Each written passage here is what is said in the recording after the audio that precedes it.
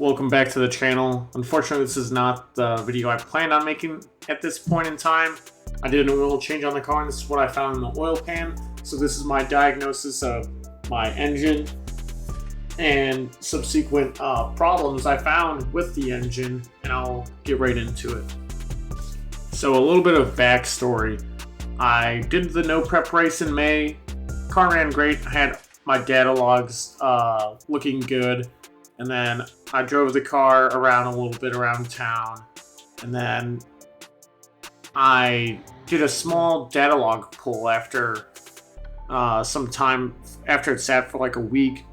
And I noticed it pulled 1 degree of timing out of the car on the NOx sensor, which didn't make any sense. So that's when I did the oil change to see what was going on with it. And then I found this. So this was the crankshaft counterweight. And as you can see, it bounced around the engine. It came out. It was not welded in to the crankshaft, so it caused damage to the number 5 sleeve and hit a connecting rod, and then sandwiched between piston number 8.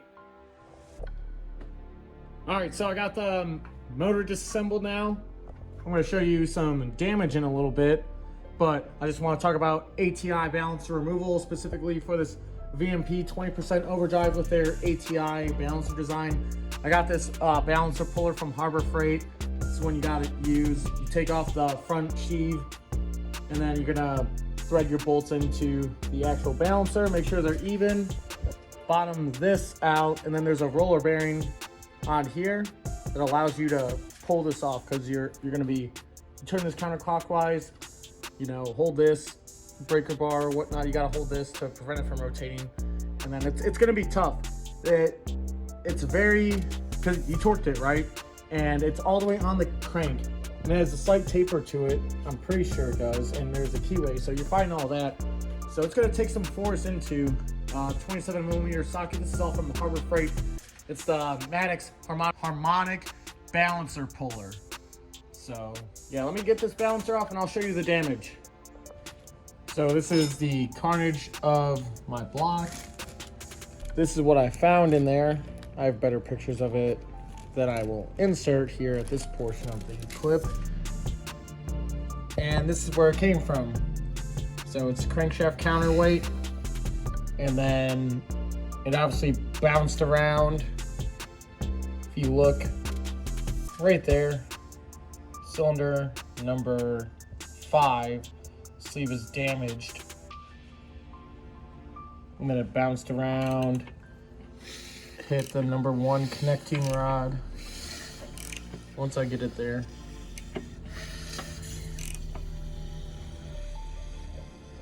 it barely nicked it, and then small indentation on piston number 7 and on number 8. Focus.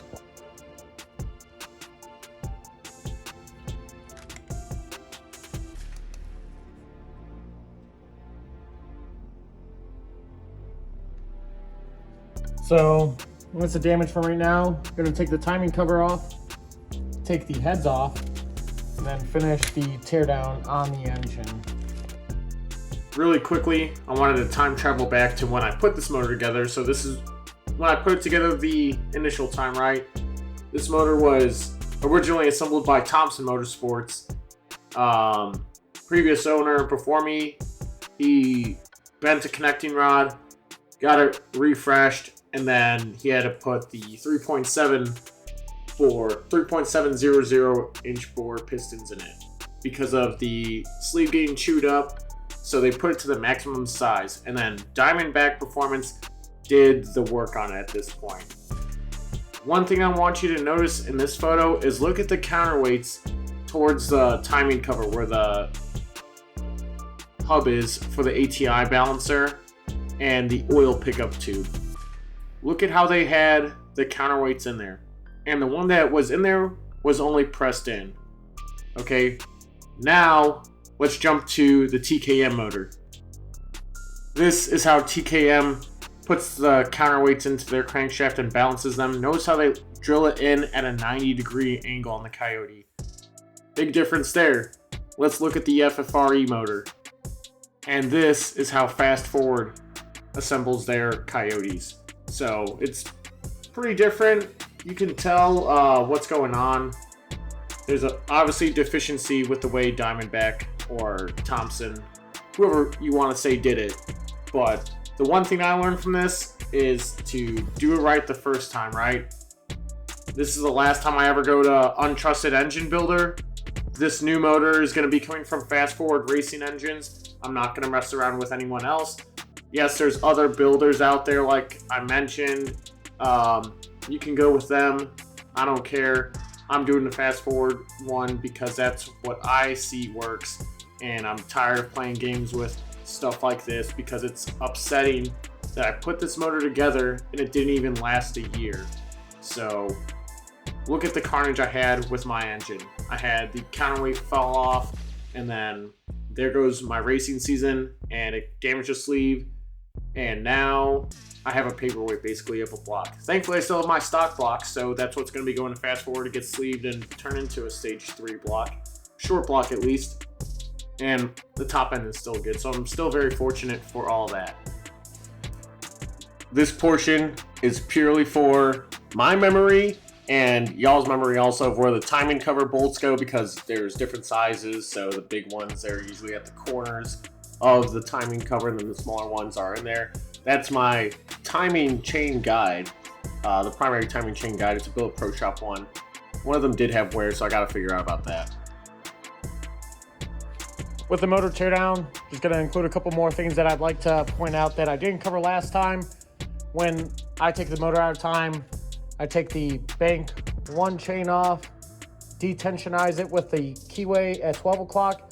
Then I put it to 9 o'clock, remove bank 2, just like you're following the factory timing procedures, just in reverse. And then after that, remember we have to pull the cam caps off. They're numbered. Take a picture of them. I highly recommend that. You cannot mess these up, otherwise it will result in camshaft failure. And yeah, I'm about to take the phasers off, make sure they're labeled properly, put them in my special box, and then continue with the teardown and get these heads off shortly.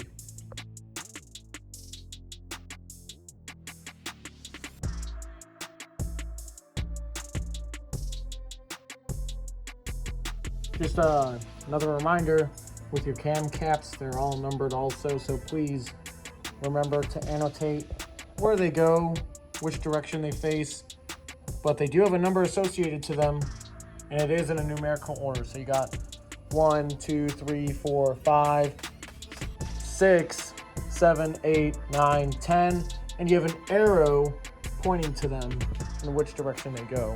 So Ford did think this through, and the same thing with bank 1, 1, 2, 3, 4, 5, 6, 7, 8, 9, 10. Please don't get these confused. Please make sure you remember this. It's critical. In the previous segment where I was rotating the motor over, you could hear it still making good compression. I didn't verify the compression at it at all, but the head gasket did not look happy on the engine, so obviously it's getting replaced now. This is bank 1's head gasket. This is bank 1 without the head gasket on it, and you can see the deck is still good. This is bank 2. It does look like there's a little bit of wash with carbon and stuff. We'll get to the spark plugs, but overall it doesn't look like there's like a bad combustion event going on, in my opinion. The heads look fine. I don't have any burnt valves. This cylinder head was done by Brett Barber, so I don't really have any questions about it. The spark plugs, which are right here, if you look at number 3, which is going to be at the bottom, you know, from right to left 1, or from left to right 1, 2, 3, you can see there's a little bit of junk on the electrode, but I'm not sure. I did gap these plugs to 20 thousandths because I did plan on pulling down, but I just never did. So yeah, I didn't really go into any further troubleshooting on that. I also got these 10-inch race ramps. They are amazing for jacking the car up and working on it. But yeah. Moving on, I got this new white car that I did some work on recently, and I'm just going to show you about it. And we're going to talk about ice tanks now, because that's what I put on this car. I took the TIG Vision ice tank out of my car, and I put it in his car, and we're going to go over all different blower combinations, including, VMP 2.3 rear feed blowers, Gen 3 R2650s, Odin or Loki, whatever it's called, and then the Whipple, of course, and that kind of covers everything. And I'll have all the drawings and stuff associated with this, along with how I did the wiring. Just for reference, this first diagram, this is how I did it on my VMP Gen 2R. So it came out the ice tank, went directly to the blower manifold on the lower port, and then upper port to the heat exchanger, and then plugged off the one end, and then had it returned from the heat exchanger back to the ice tank. And it's kind of the same concept for all the different blowers, but I got specific drawings. So this is how the TIG Vision ice tank sat in my car. For the wiring aspect, I grounded it to the ground in the trunk area. You remove the trim, and then I ran the feed all the way up to my fuse box, like that. To install a TIG Vision ice tank, or any ice tank in general in the S197, you're going to have to remove this. There's 6 spot welds. You can see them when you're looking at them, and then you just drill them out. After you drill it out, you can map out where you're going to put the ice tank, and then kind of get an idea on where you're going to put the piping or hoses associated for the ice tank. So this is where my feed is going to be. The return, I think I'm going to put right here in this grommet and just remove it. And then I'll show you how I plumb it along the side of the car and how it goes to the blower. This is a different blower setup than my VMP. I didn't really document the process on how I did it, but this is me obviously feeding the lines through the car, and I'll show you where they ran.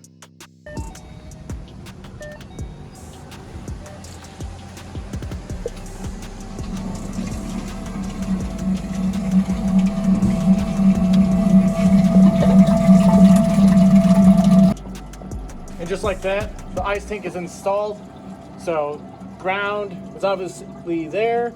And then for the feed, instead of running it all the way to the front end, I just teed into the FPDM relay for the purple and green wire, and then taped it up, put a little bit of solder on it, and that's it. So it runs, just gotta verify that it works. Well, obviously it works and it's circulating, so that's good.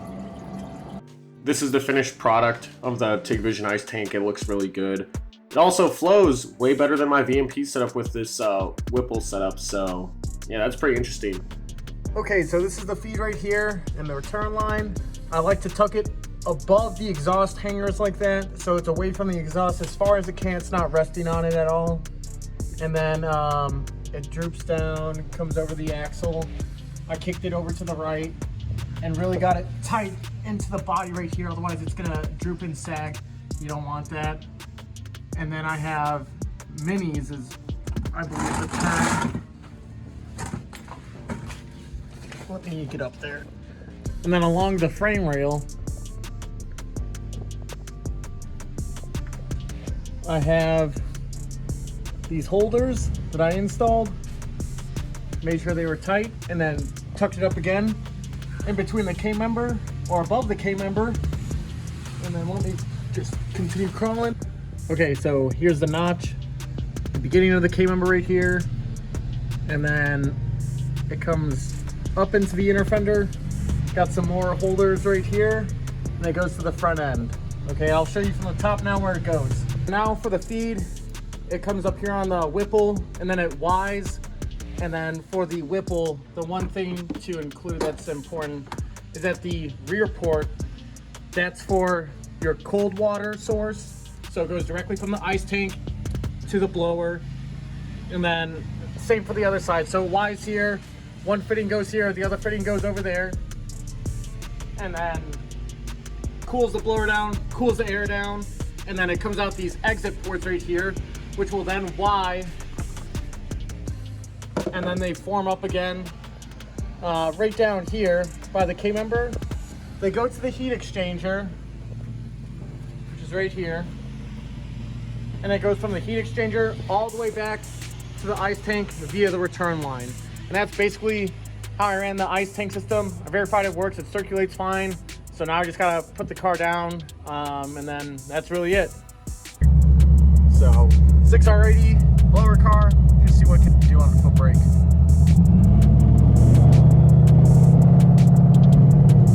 Oh shit, yeah, this motherfucker's gonna go.